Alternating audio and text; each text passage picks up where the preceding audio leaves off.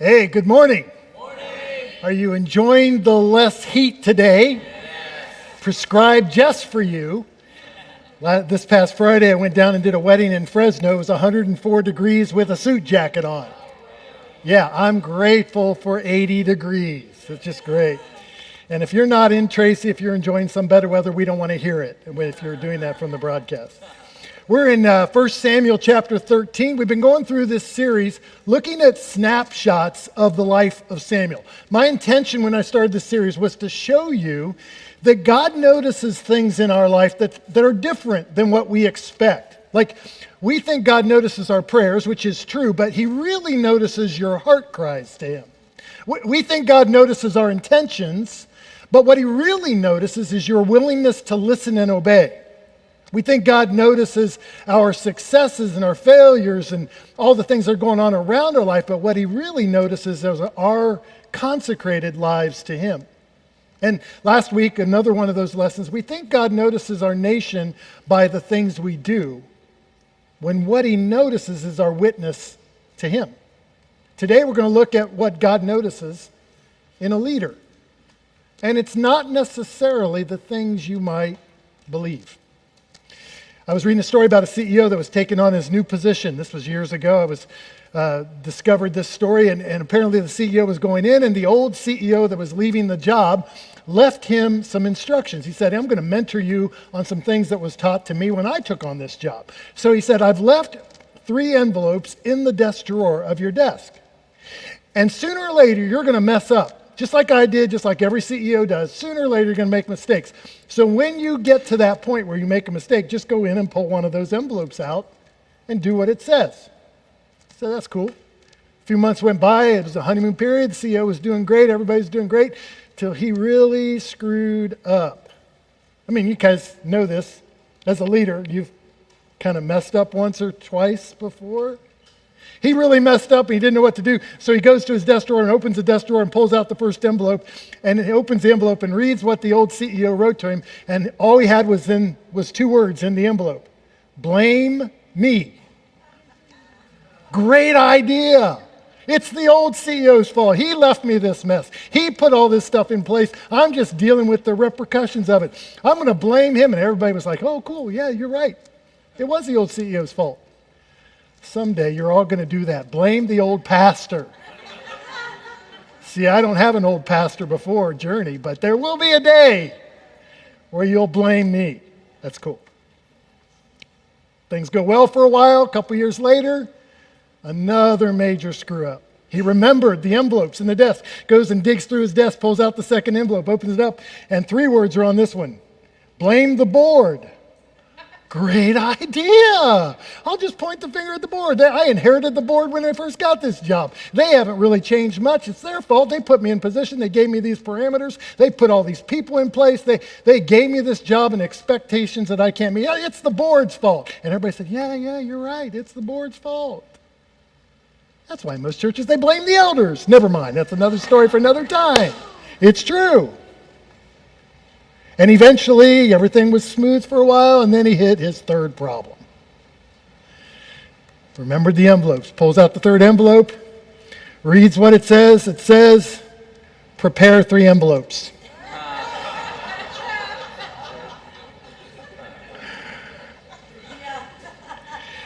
I was preparing 3 envelopes on the 3rd month I was at Journey. Just saying, because we all make mistakes, don't we? You may think, I'm not a leader, I don't have to worry about that. That's not true. The only people in this world that are not leaders are loners, because there's nobody there to follow them. If you're a follower, you're also a leader. And in the kingdom of God, according to Hebrews, you are a leader for the kingdom of God. You are a holy priesthood, a royal nation. You not only follow the King of Kings and Lord of Lords, you are a leader for all other people to follow. If you believe that, give me an amen. Amen. That means we need to pay attention to what we're going to learn from the life of Saul and Samuel today. I've been giving you snapshots, and you're going to see today that this little story about Samuel deals a lot with a guy by the name of Saul. And Saul thought that the way he would be judged as a leader was by his victories. But that's not what God notices. God can do all the victories he wants. That's not a problem for him. What he notices in our leadership is the stands that we take for him. And that's what we're going to see in 1 Samuel chapter 13, picking up right where we left off last week. 3 attributes that God notices in the leader. The first one is this. I'm giving it to you right up front. The first thing he notices is the focus you and I have when we face fear. The story starts this way. Saul was 30 years old when he became king, and he reigned over Israel 42 years. That's a long time for a king in that period of time. Saul chose 3,000 men from Israel. He had just had this major victory a couple chapters earlier, just defeated the Ammonites. And so he picked out of all these thousands and thousands of soldiers, he found 3,000 soldiers to pick to be his special bodyguard. He sent everybody else home. They were with him at Michmash and in the hill country of Bethel, and 1,000 were with Jonathan at Gibeah in Benjamin. The rest of the men he sent back to his homes. Jonathan, get this, attacks the Philistine outpost at Gibeah. And the Philistines heard about it. Now, the Philistines, if you don't know biblical history, are the arch enemy of Israel through this whole time. And then Saul had the trumpet blown. Oh, I just kept my 3,000 for me, but this is going to be bigger than 3,000. I need all the people to come and rally with me so we can go fight this battle. And everybody in the land heard it. Let the Hebrews hear, he said. And the Philistines assembled. So all Israel heard the news. Saul was attacked the Philistine outpost. They blamed Saul for that.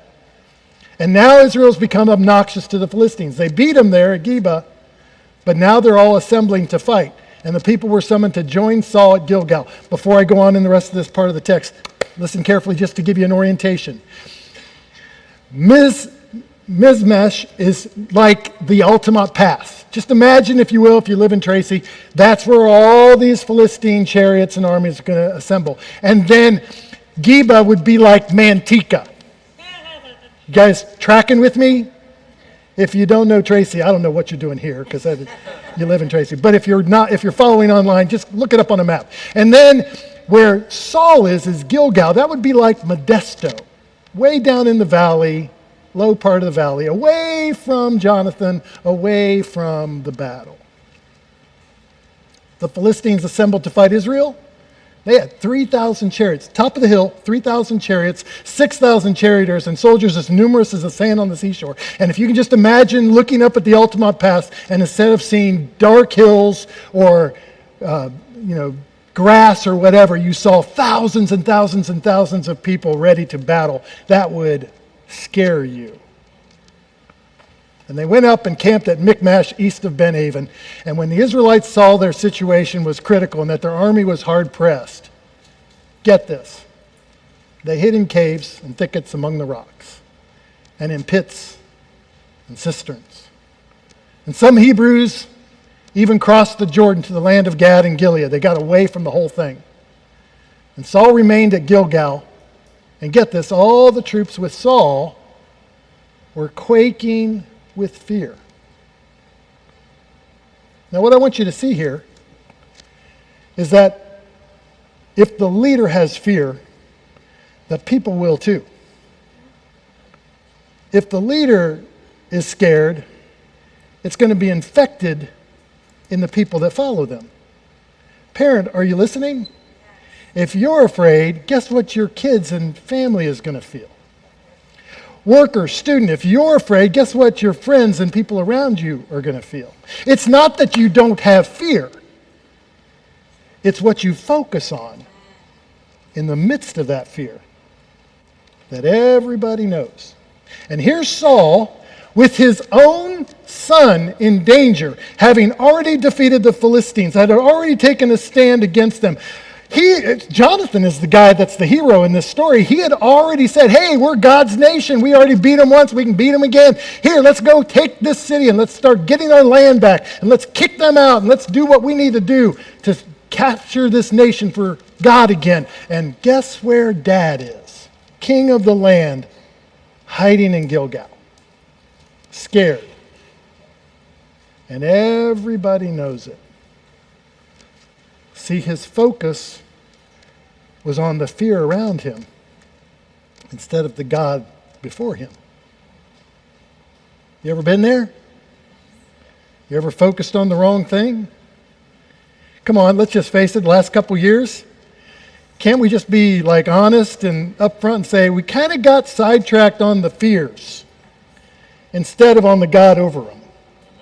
And we need to get back to being faithful to the God who's in charge of our fears.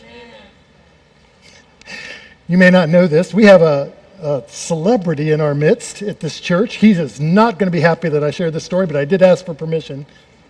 Doug Matteo, who's semi-retired from the police department in the Bay Area, when he backed off on some of his job duties, he started to take up bowling again. Now, some of you don't know this about Doug. He's been around this church since near the beginning.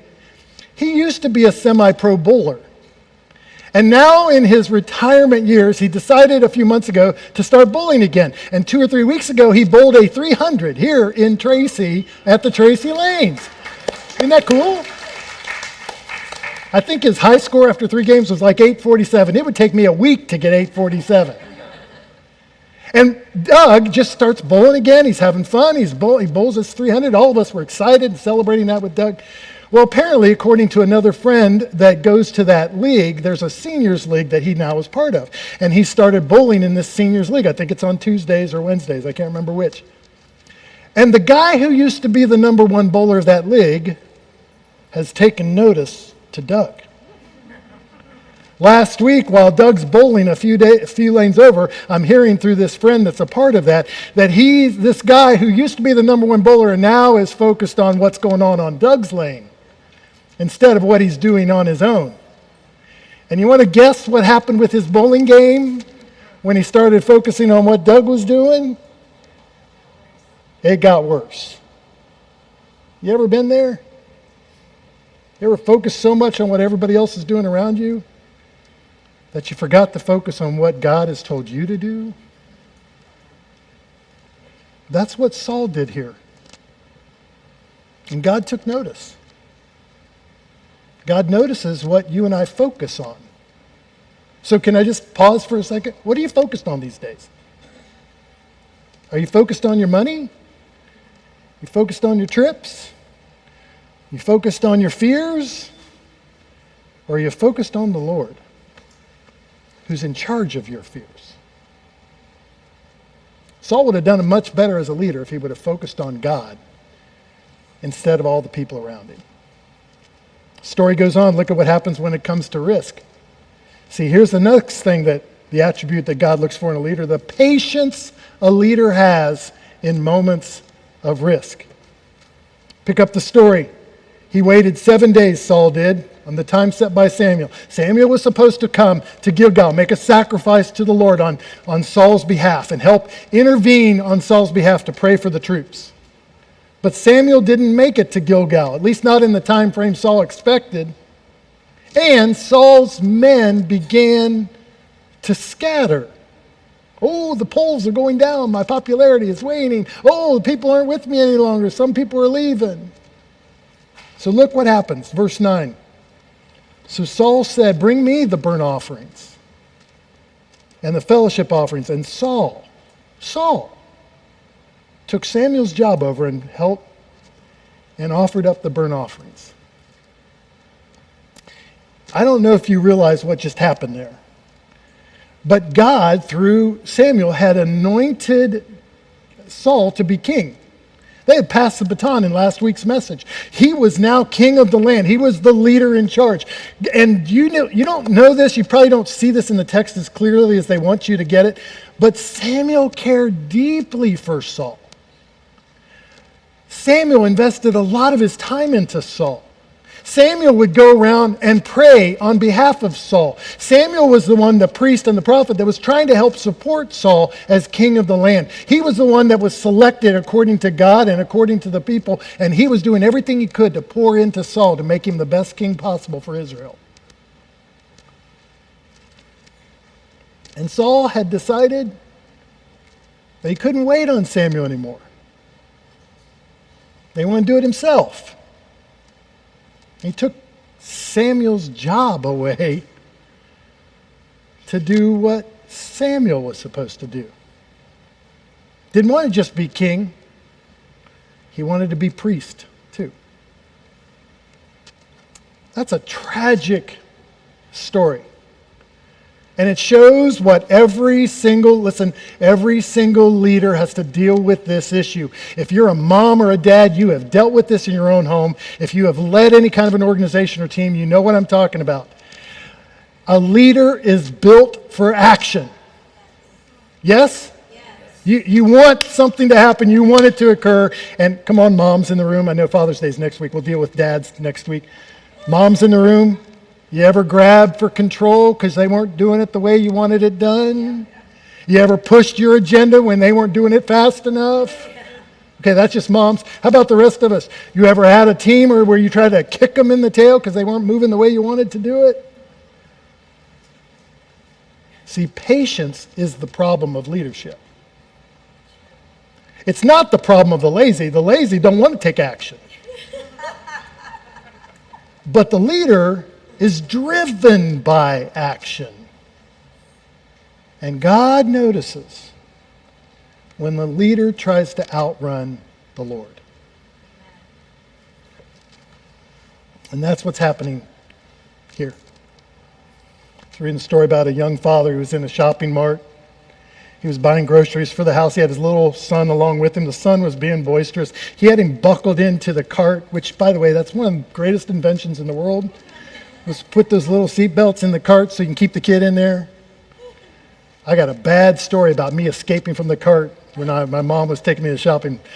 That was a painful day that day. So here's this little boy, he's making a fuss, he's crying, and they go down the shopping lane, and the dad is trying to keep his son calm, and the boy's just pulling cans and stuff off the shelves. And all this time, the dad is just saying, okay, Donnie, relax, Donnie. Go easy, Donnie. It's going to be okay, Donnie. Just relax. It's okay, be calm. And some mother who noticed what was going on came over and said, man, you're being a great dad to this boy. You're being so patient. And then she turns to the boy and says, Donnie, what's the problem? To which dad said, no. He's Henry. I'm Donnie. Be calm, Donnie. Be relaxed, Donnie. I needed